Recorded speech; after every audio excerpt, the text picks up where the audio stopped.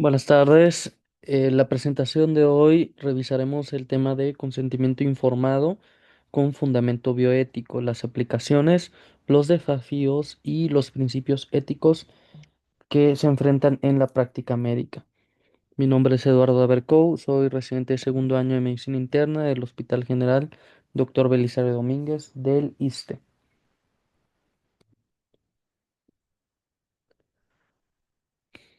Bueno, como introducción, vamos a encontrar que el consentimiento informado va más allá de una formalidad legal o un documento legal, sino que representa la convergencia entre la ética clínica, el derecho y la comunicación entre el paciente y el médico. La importancia de este documento inicia tras los abusos médicos del siglo XX que veremos a continuación. Los objetivos de la presentación es eh, conocer y comprender el fundamento bioético de este documento, revisar los documentos históricos que fundamentan el consentimiento informado e identificar los principios éticos, analizar los desafíos prácticos actuales y proponer estrategias de mejora.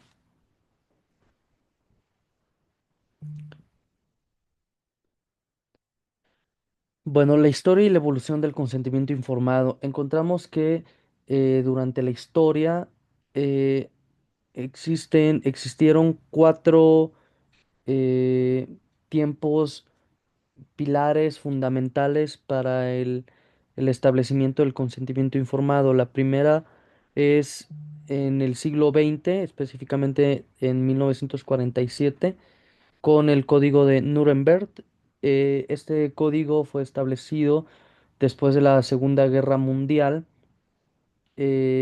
tras los abusos de los nazis, donde hacían experimentos inhumanos sin un consentimiento.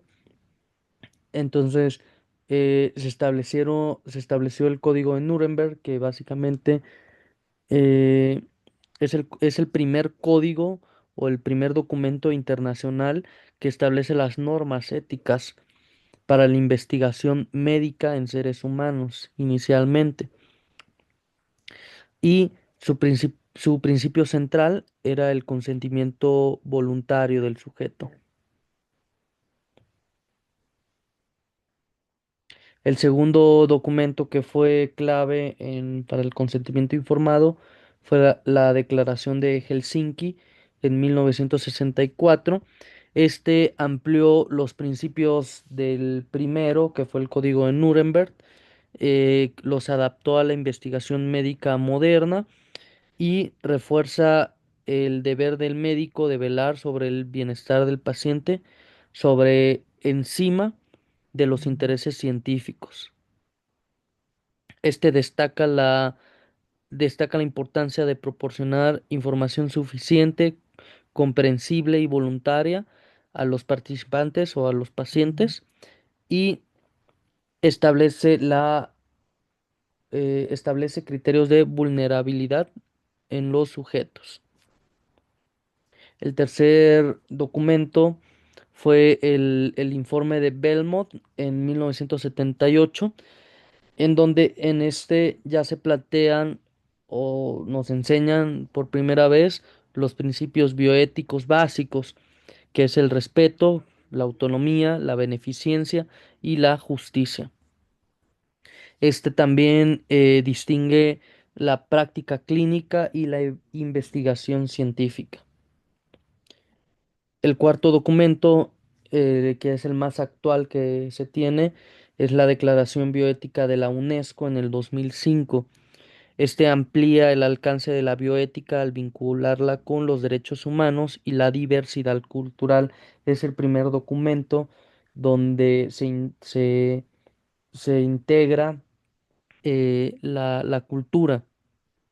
Reconoce que el consentimiento informado es un derecho humano fundamental y destaca la necesidad del respeto hacia la dignidad, la autonomía y los contextos clínicos y sociales del paciente.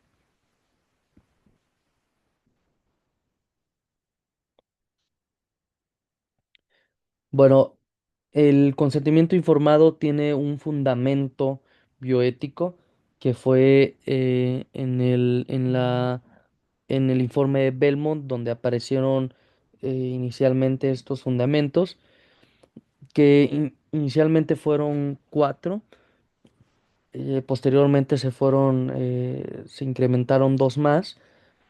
Los primeros cuatro es la autonomía, que nos habla del respeto por la capacidad del paciente para tomar decisiones informadas.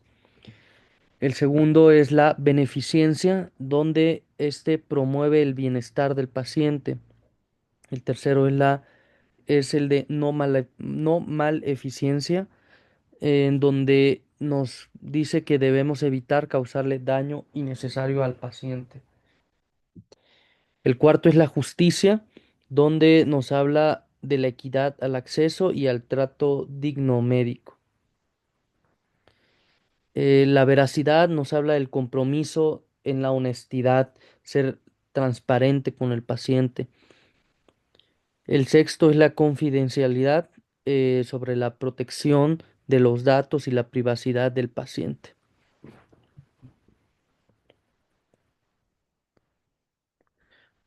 Bueno, la definición operativa del consentimiento informado nos menciona que es un proceso dinámico mediante el cual una persona decide libremente y voluntariamente someterse o no a procedimientos médicos o participar en investigaciones científicas. Esto con una base informada, clara y suficiente, comprensible, adaptada a su nivel cultural, social y educativa.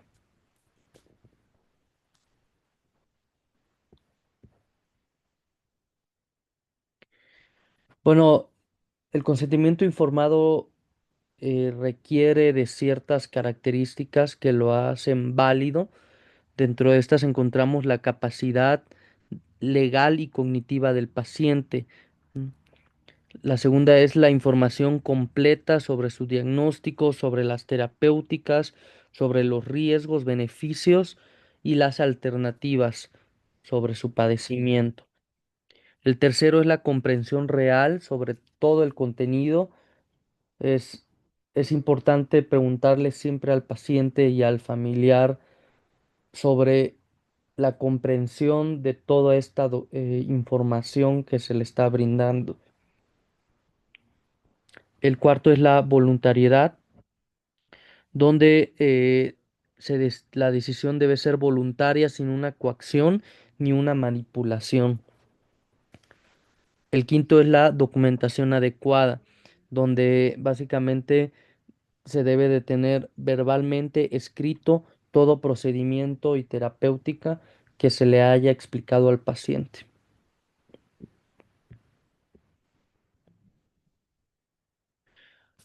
Las aplicaciones en el ámbito médico del consentimiento informado son amplias, pero se pueden englobar en estas, que sería en las consultas, en los procedimientos, cualquier procedimiento, sea invasivo o no, se le debe de informar al paciente sobre el beneficio, el riesgo, las alternativas del procedimiento. Tratamientos y en tratamientos, y aquí pongo complejos, ¿por qué? Porque hay ciertos tratamientos en los que debe de ser informado el paciente, ya que se espera reacciones adversas o quizá haya mayor riesgo que un beneficio. Entonces se le debe explicar siempre al paciente sobre tratamientos. Ejemplos de estos tratamientos, por mencionar, una cardioversión eléctrica o cardioversión farmacológica, el uso de quimioterapéuticos en donde podemos esperar reacciones adversas, en los cuidados paliativos, en la investigación científica y en el rechazo a tratamientos o altas voluntarias.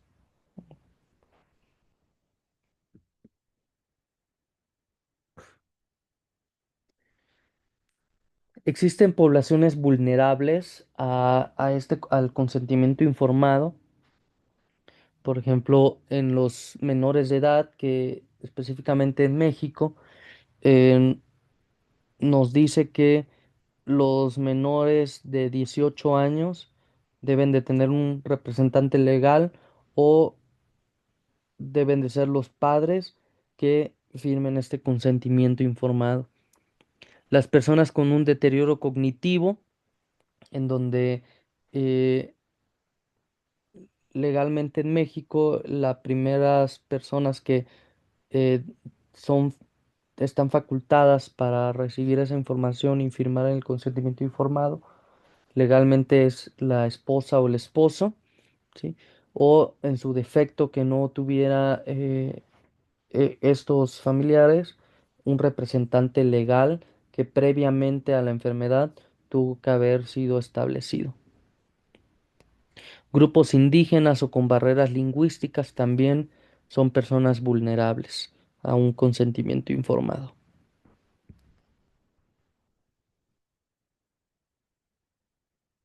Bueno, existen retos éticos y prácticos en el día a día de la práctica clínica que nos encontramos, por ejemplo, el lenguaje técnico, en donde debemos de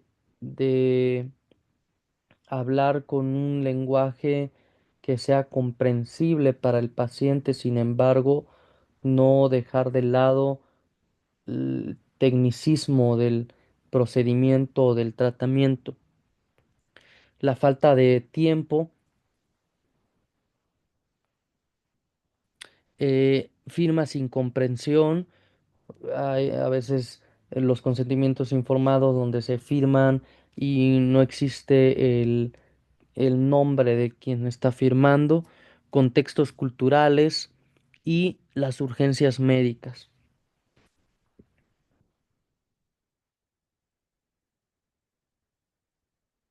Bueno, las buenas prácticas médicas para el consentimiento informado encontramos que debemos establecer un tiempo adecuado para explicar sobre el consentimiento informado, un lenguaje claro donde involucremos el tecnicismo, pero también la comprensión del paciente y de los familiares, la escucha activa, la documentación correcta y siempre validar la comprensión. ¿Qué es esto? Simplemente preguntarle al paciente y a los familiares si entendieron toda esa información y si les quedó alguna duda antes de que se firme el consentimiento informado.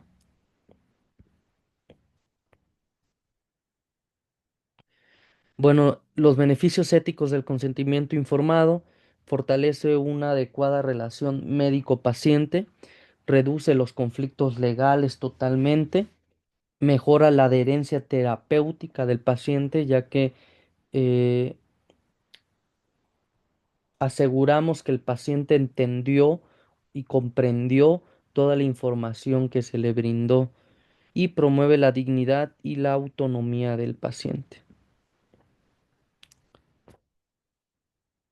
Bueno, esta charla podemos concluir que el consentimiento informado es un proceso ético y no debe de verse solamente como algo burocrático, un documento legal. Requiere de compromiso del médico sobre todo y de la adaptación ante diversos contextos sociales y culturales. Y también hay que llevarnos el fundamento en el que se basa el consentimiento informado, que son los principios bioéticos: la autonomía, la beneficencia, la no maleficencia y la justicia del paciente. Bueno, esto sería todo. Les agradezco el tiempo.